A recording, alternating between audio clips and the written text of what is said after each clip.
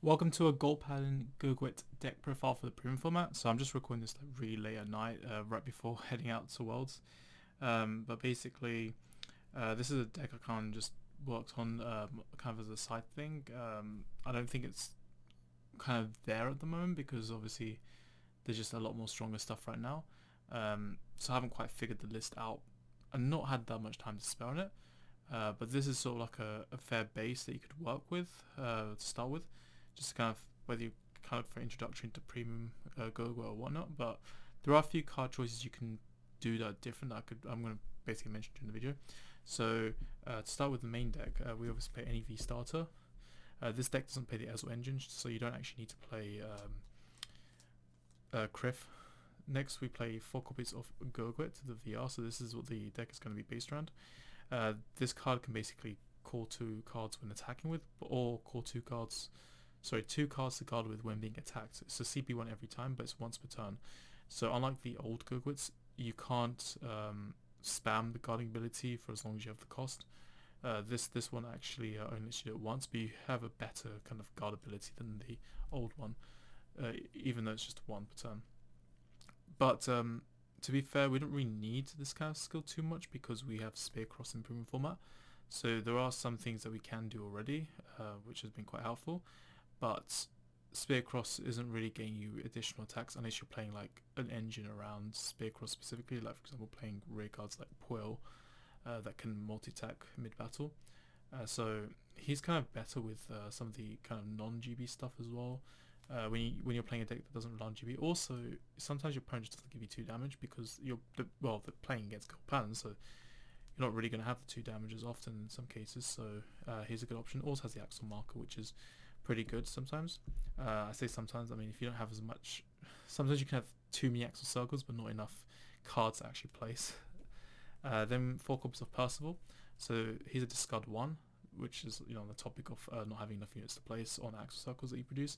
He can produce an additional Axle circle, and obviously if you get Axle 2 you can draw, so you basically net break even on that circle. And you also get to call Aglavel, which is a bit of a plus as well. So he's quite good. Obviously generating 2 Axles in turn 3 is very nice. He does require Counterblast, so be a bit mindful of that. Aglavel, this is the guy that you call. You can be called from deck or from drop zone by Percival, unlike Siege, which only specifies deck. And he's very good in that, well, he's not even just an on-ride superior caller, but as a rear guard he's really good because you can basically bounce him to hand by soul charging other units. So if you wanted to do a turn 2 rush, but you still want your opponent to only be able to attack the Vanguard, then you're able to do that sort of hit and run play, and then soak in some more damage ideally. And you're playing a 9k deck, so obviously swing under it doesn't happen quite as often either. Whereas obviously force decks, they have the weakness of being swung under by non-force decks or cards even. So I'm playing 3 copies. You could potentially play 4. I'm not sure what I'll take out for 4th, but honestly I don't even own a 4th copy in SP, so I mean that's already another thing of itself. But I do think 3 might be okay for me in this list at the moment. Then 3 copies of Paramore. So it's because I play Jeffrey, and it's always nice to be able to unbrick by having a search target whenever you ride Jeffrey. But he's also able to superior call, agree 2 or less from your hand when placed and draw a card, so you can sort of filter. It's basically more for just the unbrick engine, more or less. He also gains some shield and power as well when placed from the deck, which is something. Then 3 copies of Solanius. He can help you make power, but he can also go into Soul to guard with the top 2 of your deck, so that's also useful as well. And you never know, because of some of the guard restricts that can come in handy. 4 copies of Wand Ezel, so there's no Ezel engine, but there is just the on place call another from hand. This can be used with, so like going back to Paramore, you could always do something like call Paramore to then call Wand Ezel, and then you can call like something else from your hand. If you were playing grade 3s like Max Slash or Sagramore, you could actually just do that. You can bypass Paramore's restriction with Wand Ezel. You can also go for like Dindrain, but you can just, the fact you can get extenders is always nice. But also just, yeah, in general you're using it for battle phases as well, so that's just a way to get more attacks, multiple attacks off. There is a lot of like cannibalization that goes on the deck where you just end up kind of killing your cards to try and produce more attacks. Then 4 copies of Jeffrey. So this is sort of like your stability card, where if you ride it, you have a shot at finding Gurguit or Perimorph in the top 7, so that you get a free +1, but that's not really the main point. The main point is that you just don't get grade stuck as often as well, so there's also that. I mean, it's good for all those reasons, but it's an extra 5k shield on Guardian if you place from deck, and also extra 5k power when placed from deck, so that's also quite a nice little bonus as well. 4 copies of Gurguit, so this helps you find your Gurguits and your Percivals, and obviously heal Guardians as well. 4 Dindrins, so when Superior called, you can Soul Blast 1, and then you can either give this card power and counter charge, making it into a 10k beta, or you can basically draw a card otherwise, so you can just dig through your deck with that. On to Trick Alliance, we have 4 copies of Theodora, GB1 crit.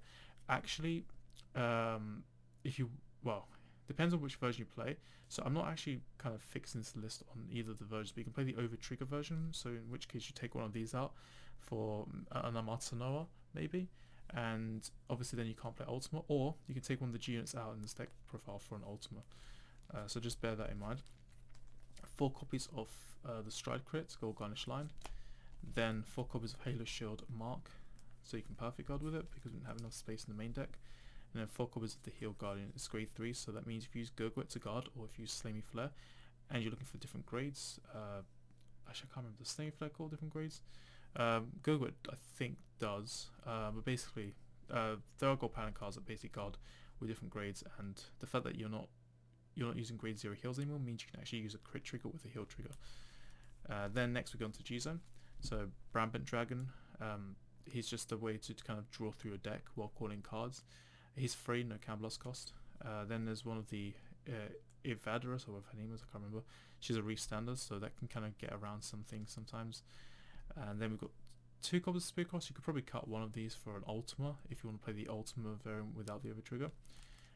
Then there's 2 copies of Glorious Rain Dragon, kind of handy. He can also counter charge back as well, but you can't use him first stride. Then there's 2 copies of Heavenly Lord Gurguit.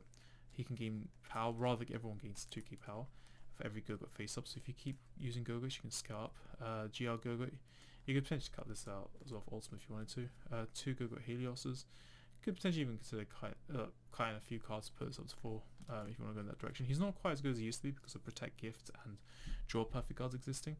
Elise, and actually Interior Sanctitude also screws up as well. Elise is a way to guard, like G-Guard, by placing cards from your top of your deck onto the field, and this card sort of does the same thing as well. Similar, he can basically call a card to guard the new G-Guard, and then 2 copies of Slamy Flare as well. This card can basically remove attack targets from your field, so if they're being attacked you just return the deck. You can potentially even prevent deck out by using this, because obviously if your opponent attacks and you put a card back but you don't call anything from your deck, then you increase your deck size by 1. So that's also quite a nice little trick. So yeah, that's more or less it for my deck profile for Gurguit. It's just been kind of one of those things I've been meaning to get around to doing but never had the chance to. I will probably look at doing more stuff with Gurguit if there's any new cards that come out, for example, in the future as well. So until then, I'll see you guys later. Bye.